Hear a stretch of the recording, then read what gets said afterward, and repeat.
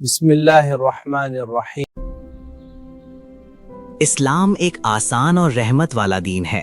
اللہ تعالیٰ نے روزہ فرض کیا ہے، لیکن ساتھ ہی کچھ ایسی حالتیں بھی بیان فرمائی ہیں جن میں بندے کو رخصت دی گئی ہے۔ یعنی اگر کوئی شخص واقعی مجبوری میں ہو تو وہ روزہ چھوڑ سکتا ہے اور بعد میں اس کی قضا کر سکتا ہے۔ اس کا مقصد یہ ہے کہ دین انسان پر بوجھ نہ بنے بلکہ اس کے لیے آسانی کا سبب بنے۔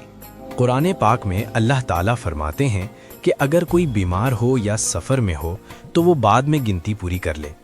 اس آیت سے معلوم ہوتا ہے کہ اسلام انسان کی حالت اور مجبوری کو دیکھتا ہے اور اس کے مطابق حکم دیتا ہے۔ بیماری کی حالت میں اگر کوئی شخص بیمار ہو اور روزہ رکھنے سے اس کی بیماری بڑھنے کا خطرہ ہو یا ڈاکٹر نے منع کیا ہو تو وہ روزہ چھوڑ سکتا ہے۔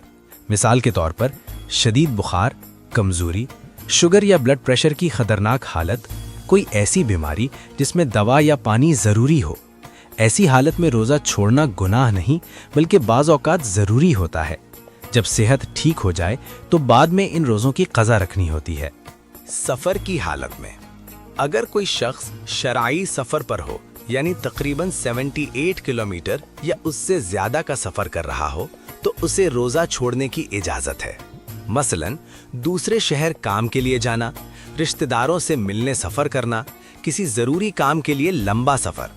اگر سفر میں روزہ رکھنا مشکل ہو تو چھوڑ سکتا ہے اور اگر آسانی ہو تو رکھ بھی سکتا ہے۔ بعد میں چھوڑے ہوئے روزوں کی قضا کرنا ضروری ہے۔ حاملہ یا دودھ پلانے والی عورت اگر کوئی عورت حاملہ ہو یا بچے کو دودھ پلا رہی ہو اور اسے ڈر ہو کہ اس کی اپنی صحت خراب ہو جائے گی، بچے کی صحت متاثر ہوگی تو وہ روزہ چھوڑ سکتی ہے۔ بعد میں جب حالت بہتر ہو جائے تو وہ روزوں کی قضا کرے گی۔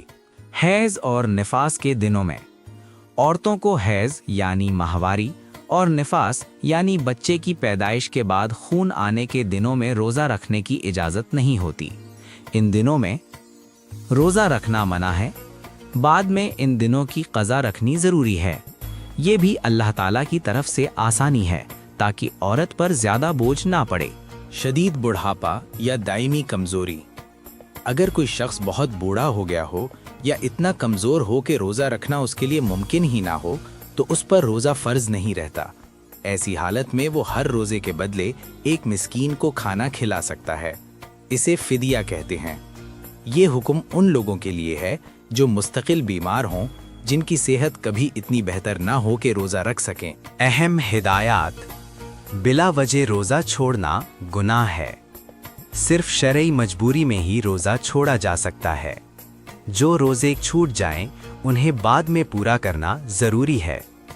اگر کوئی دائمی طور پر روزہ نہیں رکھ سکتا تو فدیہ دینا ہوگا۔ نتیجہ: اسلام انسان کی مجبوریوں کو سمجھتا ہے۔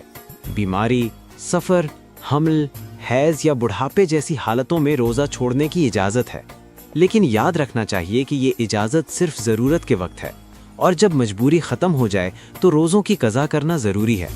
اس طرح اسلام عبادت کے ساتھ آسانی اور رحمت کا پیغام بھی دیتا ہے۔ اگر آپ کو ہماری یہ ویڈیو اچھی لگی تو چینل کو لائک، شیئر اینڈ سبسکرائب لازمی کریں اور کمنٹ سیکشن میں اپنی قیمتی رائے کا اظہار کرنا مت بھولیں۔ ملتے ہیں ایسی ہی ایک نئی انفارمیٹیو ویڈیو میں، تب تک کے لیے اپنا بہت سارا خیال رکھیے گا۔ اللہ حافظ۔